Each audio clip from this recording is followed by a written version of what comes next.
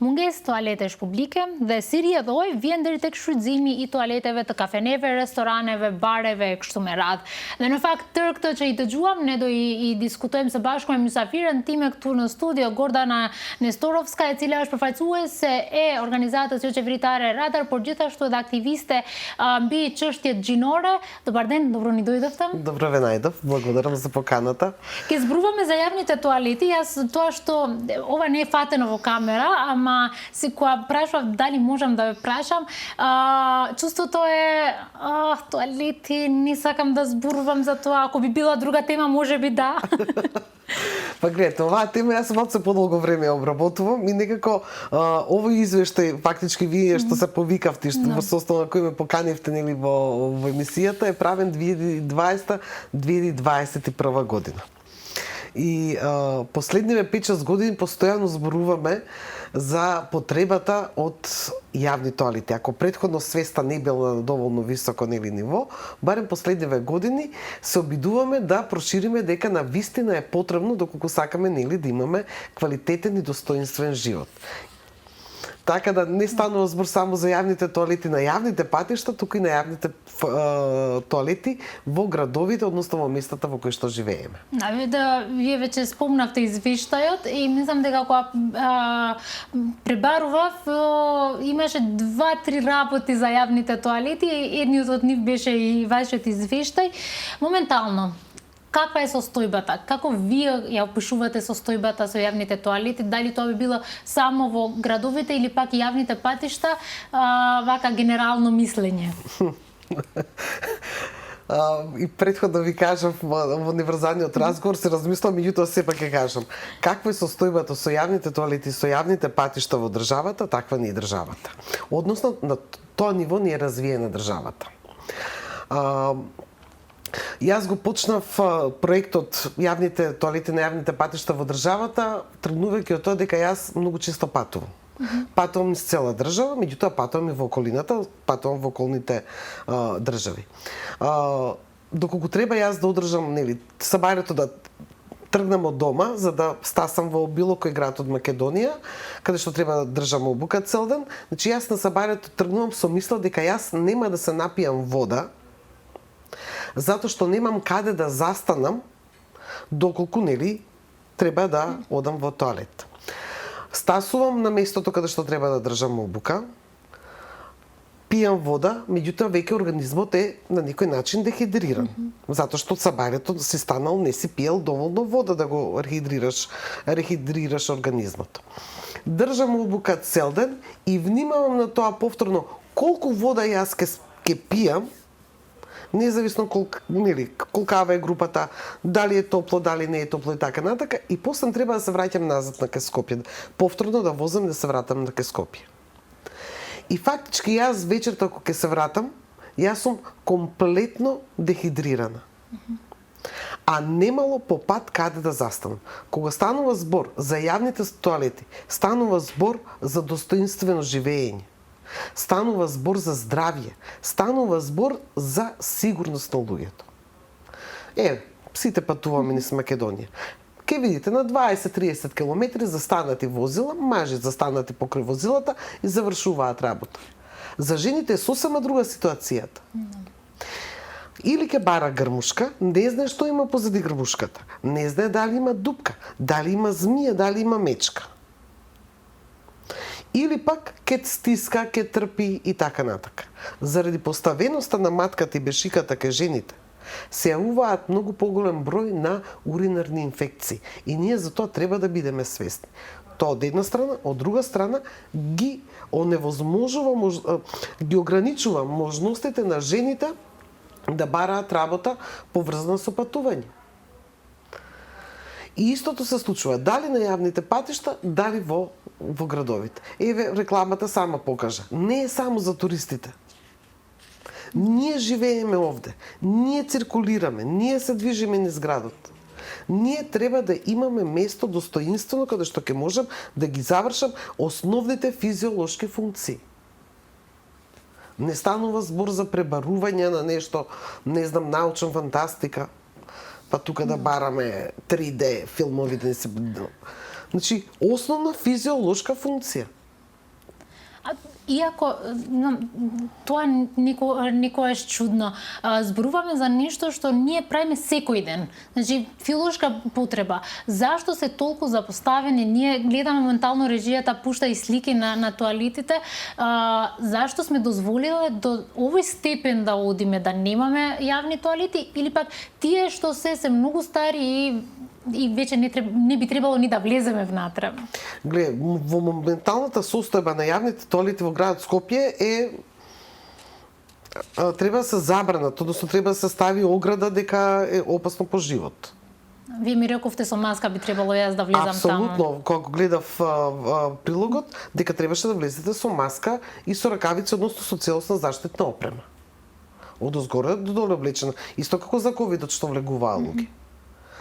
Затоа што не знаете какви бактерии и што све има таму развиено.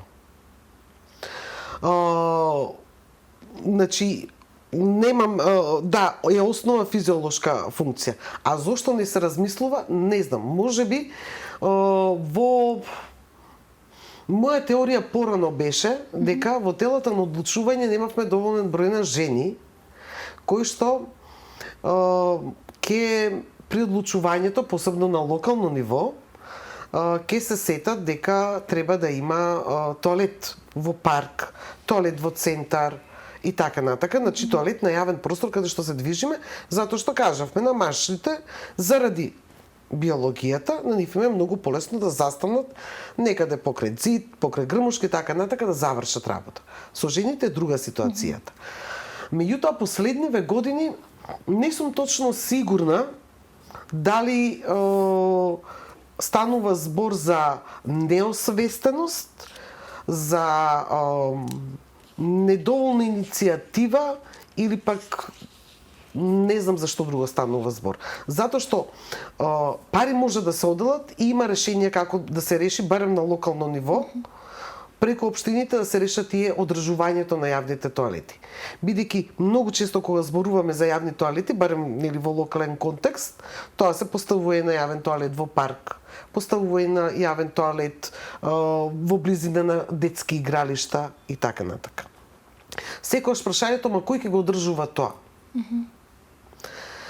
Има решение и јавно-приватни партнерства, и комуналните предпријатија, плаќање и така натака. Значи има модалитети, меѓутоа разговорот, односно муабетот мора да почне да се отвара. Затоа што ние имаме некористење на парковите. Парков. Денеска имаше некој во паркот? Не, денеска нема никој. Така. Прво врне, затоа што луѓето нема каде да се заштитат ако врне, немаме клупи со стреја и второ немаме тоалет. Каде да отидеме? Ако треба да се измијам, ако одам јас со мало дете во парк, нема да влечам јас 10 кила вода со мене на грбот во ранец. Треба ли некаде да се измие раце и така натака? Мајките, жените во репродуктивниот период дека имаат циклус. За какво одржување на менструална хигиена станува збор? Или пак за бремените жени? А нели препораката е бремените жени, малите деца и постарите да бидат почесто во паркот. Ние треба да имаме услови во тој парк. Покрај дрвата да имаме и места каде што ќе може да отидеме да ги извршиме основните физиолошки функции и да се измиеме. Вие спомнавте за различни модалитети. Дали мислите дека граѓаните и туристите би плачале, дали тоа би било 30 денари, 50 денари за употребување на тоалетот, ако тој би бил еден од модалитетите? Гледате сега. Било каде да отидеме во светот, сите плаќаме. Да. Дали е тоа 50 центи, дали е тоа евро, дали е тоа 2 евра. Да. Сите плаќаме и не прашуваме. Нели? Да, точно. Во денешно време на дигитализација, каде што јас не морам да имам 50 центи во джебот, односно доволно е да имам картичка. Све се прави. И тоа не мора да бидат суми, се прават пресметки. Зато има и различни видови на тоалети. Ние баш во тоа истражувањето и предложивме нели тип на тоалет, модел на тоалет што би бил поставен по јавните патишта и излегуваше дека некоја просечна цена за користење на 1500 лица во текот на месецот би било за да се опфати нели и чистење и одржување, би било некаде околу 60 денари, што е 1 евро. А ние ако тргнеме од Скопје на кај Велес, односно кај Гевгелија, на горниот дел од патот немаме тоалети, има таму после градско. Бензински, нема тоалети, бензински пумпи, повеќе бензински пумпи. Ако тргнеме од Скопје до Берово, значи имаме автокоманда тука излазот, бензинска пумпа, имаме понатака во Свети Николе. Уствари имаше на стариот пат на кај Кочани, меѓутоа сега веќе со новиот пат не се одделува патот за да поминеме покрај бензинската пумпа. Во Виница дури има можност да се застане на бензинска пумпа и после во Берово. Нема ни места за застанување и одмор, нели? Нема места со вода. А имајќи ги предвид климатските промени, на возачите најмногу ќе им треба и ти места за застанување и за одмор. Независно дали возачите се жени или маши. На сите ни се спие исто. На сите ни се спие исто и исто на некој начин не погодуваат топлините, жештините и така натака. Ние ќе продолжуваме да зборуваме за особено за тоа дали ние размислуваме за категории, на пример, луѓе кои што се стари лица, тие што имаат можеби здравствени проблеми, дали ние или пак како држава да зборуваме вака општо, размислуваме дека имаме различни категории и различни потреби за тоалети. По тоа мислам дека многу малку се размислува. Еве, ако отидете било каде во странство, јас минатата година бев многу пријатно изненадена. Бев во едно мало место во Шпанија и местото е фактички помеѓу Малага и Марбеља. Кафичко имаше 6 маси на или надвор на терасата. Толкав беше кафичот. Влегуваш во кафичот, нели, за да отидеш до тоалет, има голема, широка врата и доволно голем простор за да може да влезе лице со количка. Кај нас не се размислува. Кажете ми, во кој ресторан ние имаме пристапен тоалет? Значи, не станува збор само за лице со количка. Секој од нас во даден момент од животот може да биде лице на кое што има потреба од помош, поддршка и поголем простор. Мојот син сега, кој што е 1,95 м, имаш операција на ногата со 2 штаки, детето не може да помине на многу врати. Затоа што е голем, висок, крупен, кошаркар и така натака, и со 2 штаки тој не може да помине. А што станува збор за луѓето кои што трајно не може да поминат или пак имаат потреба да поминат со количка. Прво има скала, или ако има скала, тогаш вратата е многу мала, многу тесна врата има. Истото станува збор за независно дали станува збор за мажи или пак за жени. Или пак ако има превисока скала некаде каде што треба да се качи, или пак нема соодветни тоалети за деца. Така да треба само да се размисли и да се примени оној така наречен универзален дизајн. Дизајн што помага, значи, при осмислувањето на како ќе бидат нештата, бидејќи сепак ресторани тако се приватни. Тие се во на јавен простор се. И за секого треба да бидат достапни и пристапни. Така да мора да размислуваат кој се ќе го користи тој ресторан. И дека не може да очекува дека ако сакаат некој гостин да им остане по 3-4 сата, дека никој нема да отиде во тоалетот. Точно. Извини само, и дополнително да обезбедат во тие неколку сата тоалетот не само еднаш да се чисти во текот на смена, туку повеќе пати. Хигиената, ќе се вратиме кај хигиената, но примерот што го спомнавте за Шпанија, јас исто така бев добро изненадена во место за брза храна, каде што можеби и ниту замислуваме ние дека ќе седнеме и ќе стоиме подолго, имаше тоалет со голема врата и тоа поделена за машки и за жени и двете тоалети беа со голема врата и ги има тие за држење што све има внатре. Комплетно све. Да, јас се чудев бидејќи кај нас сме научени само еден да биде во таков формат и другите не, но тоа значи дека ако мислиме за сите, ќе направиме еден тоалет кој што ќе биде универзален, нема да ни требаат 5 тоалети можеби. Апсолутно. Ако тргнеме од барем ова, мислам дека не е променета ситуацијата, барем оно што можам да приметам при возење. Јас 20 и 21 година, значи крајот на 20, почетокот на 21, нема бензинска пумпа каде што не влеговме, не ги стикавме тоалетите, нема. Имам цело досие од тоалети. И каква беше состојбата? Значи, првиот тоалет што е достапен за лица со, односно пристапен за лица со количка е на 156 км од Скопје на Кегевгелија. Супер. И тоа покажува колку државата се грижи или не се грижи за мобилноста на лицата со посебни потреби. Ние зборуваме за инклузија, така? Зборуваме за вклучување на лицата кои што имаат некаква попреченост во движењето да бидат вклучени во јавниот и во општествениот живот. Како ќе се вклучат?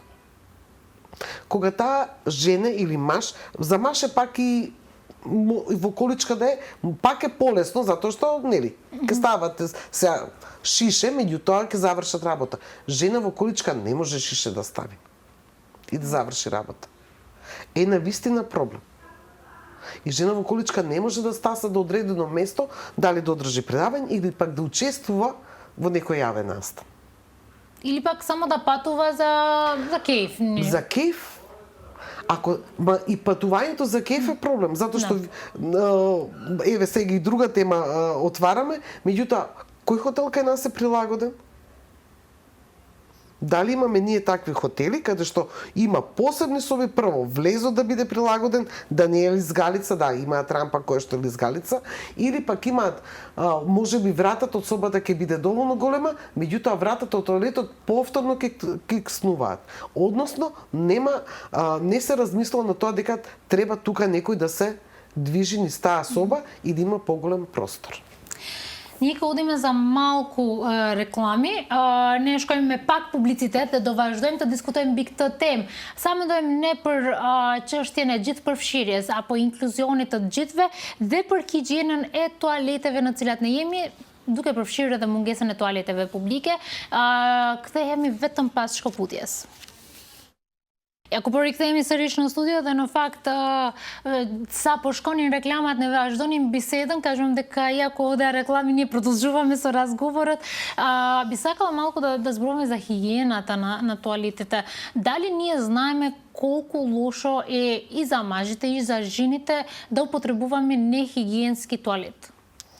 Хигиената се учи од мали нозе, се учи прво дома. Меѓутоа понатака има и нешто што се вика општествен притисок. Кога спомнеме за хигиената на тоалетите, мене секогаш ми излегува една многу интересна слика од моето детство. Мојот татко беше војно лице, подевме по војните кампови низ Југославија и таму секаде имаше тоалети на плажа. Меѓутоа, околината беше таа што ги санкционираше нели несовесните корисници на тоалетите. Мајка излегува со мало дете од тоалетот и остава како што остава. Господјата што требаше да влезе, после влезе и ја сопре. И вика: Господјо, сте раѓале, вратете се, исчистете позади вас и вашето дете. Така да јавната опомена, јавниот срам направи таа жена да се врати, после нели да си го среди, односно го остави тоалетот за користење за следниот што користи. Не знам колку се свесни, колку не се свесни, нели, колку е важно одржувањето на хигиената, меѓутоа и моето искуство, она што еве од бензинските пумпи, нели, ви кажав дека секаде направивме слики, и имавме субјективни, нели, тоа е субјективно, не е објективно оценување, тоа е оценување од мене и од колешката која што патувавме и сликавме. ретко каде дадовме оценка 4, нели, од скала од 1 до 5, каде што 5 е најмногу. Дали имаше некаков мирис, дали немаше вода, дали немаше, не знам, хартија и така натака, или не беше доволно чисто. Или пак се случуваше да поминеме постам недела дена во истиот тоалет да влеземе, ако одиме по друга работа за друг проект, веќе да има разлика во хигиената. И се зависи од тоа кој чистел и колку, предпоставувам, се внимава, се контролира редовно хигиената на тоалетите. Така да ни треба и знаење, и вештини, и обука на луѓето што чистат. Чистењето на тоалет, ќе кажат, па тоа е само чистење на тоалет. Па да, само чистење на тоалет, меѓутоа и за тоа има посебни средства, и за тоа има посебни техники на чистење, и материјали што се употребуваат и така натака. Така да мора да внимаваме на хигиената на тоалетите, затоа што пак од таму се пренесува хигиената и во кујната, и во останатиот дел. Дали станува збор за ресторани, дали станува збор за бензински пумпи, дали станува збор за нашето живење дома. Јас веќе се шетам со алкохол со мене. Алкохолот ни остана од пандемијата за рацете, ама веќе за жал треба да се употреби и за тоалетите, инако бактериите и све тоа, јако алкохолот не убива све, ама барем пречистува малце повеќе, мислам дека. Не, генерално имаме проблем со хигиената, не можете да влезете све супер направено, меѓутоа кога ќе сакате вратата да отворите, независно дали е кваката или на буткање, па тука вратата останато црно темно, па се мислиш дали со лак нели да бутнеш да отвориш или не знам, или со нога да бутнеш. Така да има работи на кои што едноставно не се внимава, а се дел нели од целокупниот впечаток за хигиената на еден тоалет. Ние во прилогот имавме повеќе туристи, за жал нашите граѓани не сакаат многу да зборуваат пред камера, но се срама, тоа е нешто, не знам, страшно ако имаш физиолошка потреба.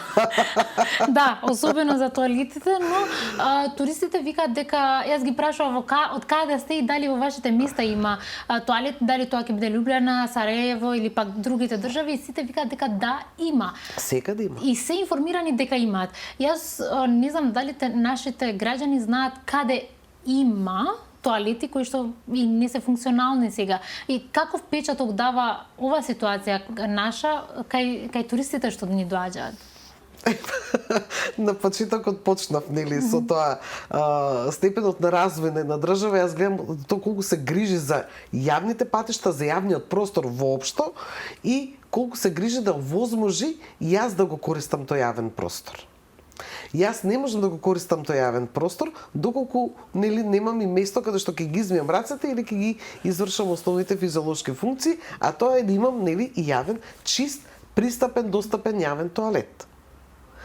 Ние немаме ништо такво. Ние се срамиме кога странците ќе дојдат и ќе прашат, нели ги шетаме да им ги покажеме знаменитостите на градот, па да се пофалиме колку е преубаво и така натака. Нашиот град. И кога ќе кажат, сега може ли да одам до тоалет? Ти кажеш, ај ќе седнеме некаде на кафе, па ќе одиме таму во тоалет.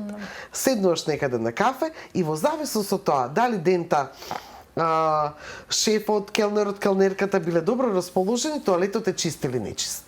Па одиш прв да го испиташ тоалетот, па после да кажеш, чекај, ај ќе одиме на друго место, ќе се преселиме. Нели бидејќи тука нешто не ми се допаѓа. Тоа се, како да ви кажам, тоа се работи со кои што непотребно се оптеретуваме, место да имаме едно, нели, целокупно заокружено уживање.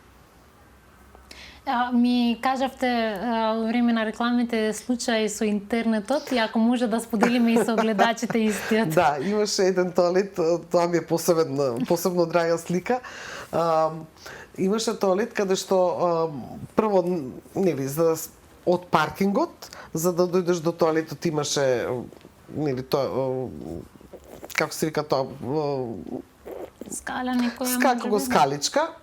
Влегуваш во тоалетот, тоалетот исто е уште на 2 скалички, влегош во тоалетот, значи нема сапун, нема тоалетна хартија, меѓутоа на вратата пишува Wi-Fi. Две или 3 кабини беа, кои што едната само онака малку се подзаклучуваше, нели да бидеш сигурен, затоа што така се заклучуваше да не си сигурен дали ќе можеш посам да отвориш, меѓутоа имаше Wi-Fi, го провери Wi-Fi-то работеше. Така да го заглавиш случајно внатре, да можеш да повикаш некого да дојде да отклучи. Ама другите работи не беа. Други работи немаше. Значи имаше ладна мразвода. Се бидејќи од ноември, декември и јануари ги правевме нели сликите и онака одиш, ти мрзнат раце, миеш раце и така. Wi-Fi имаше. Важно Wi-Fi имаше. Да, важно социјални мрежи и скрол може да направиш додека си во тоалетот. Не знаеш што све ќе ти се случи. Не знаеш дали ќе има сијалица, дали ќе има светло, дали ќе заглавиш, дали нема да заглавиш и така натака. Што треба да направиме за да се промени ситуацијата? Од каде треба да почнеме? Од локално ниво. Да идентификуваме кои се тие места кои што граѓаните најчесто ги користат. Дали се тоа спортски игралишта, дали се тоа детски игралишта, дали се тоа паркови, локален парк. И така натака, и мислам дека може да почнеме прво на локално ниво, па понатака да одиме и на другите јавни простори, односно на оние што спаѓаат нели под државата. Државата секако има, кога станува збор за јавните патишта, државата секако има обврска при градење на јавните патишта, значи има препораки од Европска унија и покрај тоа што нашиве различно ги толкуваме, нели исто читаме, меѓутоа различно толкуваме.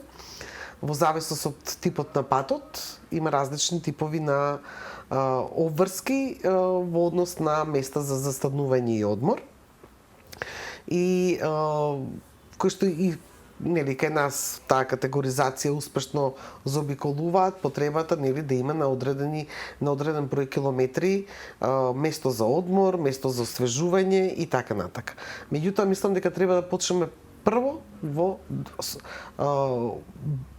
дали со барање на граѓаните, дали преку преку советите на општините, да побараме во нашите општини да се направат јавни тоалети, затоа што нашиот живот е на локално ниво.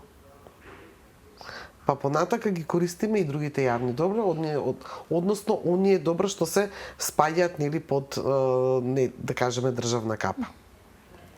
Фала ви многу што бевте дел од нашата емисија. Денеска зборувавме за една тема за која што за многу мина така грдан и сакам да зборувам, ама многу важна од другата страна. И фала ви многу. Јас се надевам дека ќе имаме и други интересни теми за разговор.